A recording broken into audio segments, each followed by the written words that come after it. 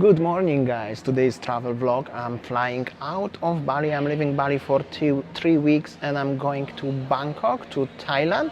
In general to Thailand, I'm gonna explore Phuket and something else. Didn't vlog too much today because there is some construction where I'm living and I was a little bit late, so I will just make a few shots. Definitely it's very busy, already much more busier in the departures, international departures of Bali airport than I was traveling last time in June. There's definitely much more people, also there's definitely much more flights. I could say about 50% of the businesses on the terminal, international terminal, already are open, so it's easy to have a lunch, coffee and stuff like this.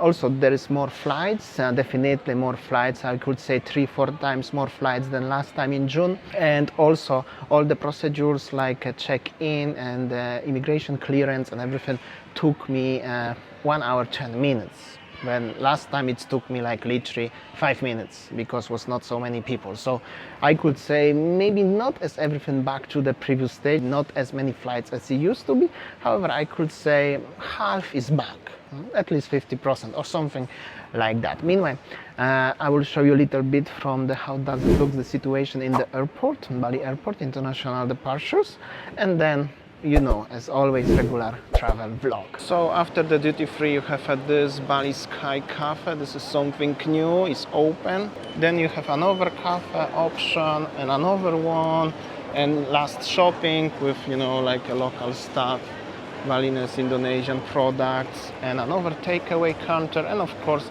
there is like an empty gap with still no shops. So like I said, 50-50. Bali United store and Polo and little duty free was open last time, so nothing changed. And this is the departure zone, or definitely more flights right now. Extra additional kiosk with the juices. First time when I fly internationally in this year in April, only this shop was open and nothing else around, and was no people even walking around. And then gate 2, 3 still suffering, not much. Usually there were like a big restaurants over here. There's like a small only takeaway corner here, but this dinner place is open. They have a smoking zone for every smokers, guys. And then espresso bar is open, but only takeaway, no sitting option. There was like a huge restaurant long time ago, I remember that, before pandemic of course. And meanwhile gate 3, I'm flying from this gate. There's another new place. Actually everything, almost every place here are takeaway right now, like a small place, because probably the rent is very cheaper, much cheaper, right? Last time I had a coffee here was very big queue, and the zone after gate 5 was closed. Now it's open till the end. But I can see there is not that much going on after in the area where are the gates. So if you are planning to have a meal before your departure from Bali, I highly recommend it to you to do it at the beginning, where are the lounges and everything, because seems like not everything is the same like it was before pandemic actually. Also the places like Hard Rock Cafe and other cafes what were here, and the bars, there was like a bar here, it's not open yet. I don't know if they ever gonna come back. Boarding time, boarding time. I love boardings. I love airports. I love flying in general. Here we go, here I go. But flying AirAsia, nowadays I'm flying AirAsia all the time. Still one of the first in the board, still. Always remember, the best seats in these planes are this one, hot seats on the emergency exit. Extra leg room and very nice seats. You pay small money for the ticket, at least you have an extra leg room for almost 5-hour long flight today. It's my tip from the frequent flyer by the cheap airlines. It's really worth to put a few dollars extra for this seat, especially on the row number 12 and number 14. That's my tip for you. You're not gonna regret this.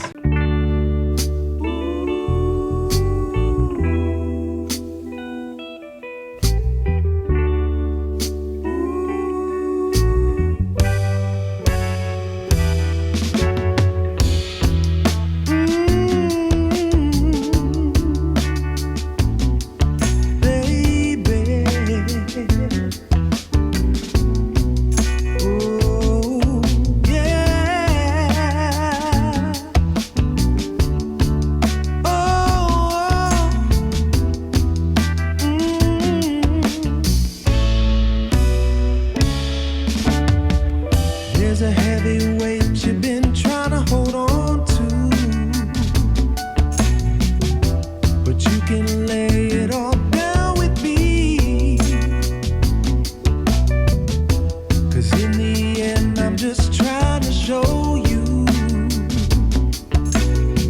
you don't need more pain and misery.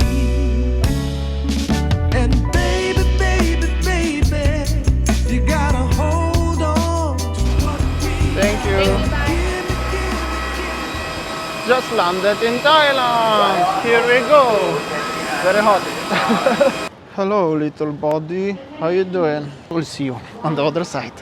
You see, no traffic. I don't know where are the people, yeah? I think because on the morning I told you it's very heavy raining, right? Yeah, Maybe stop not working. maybe no.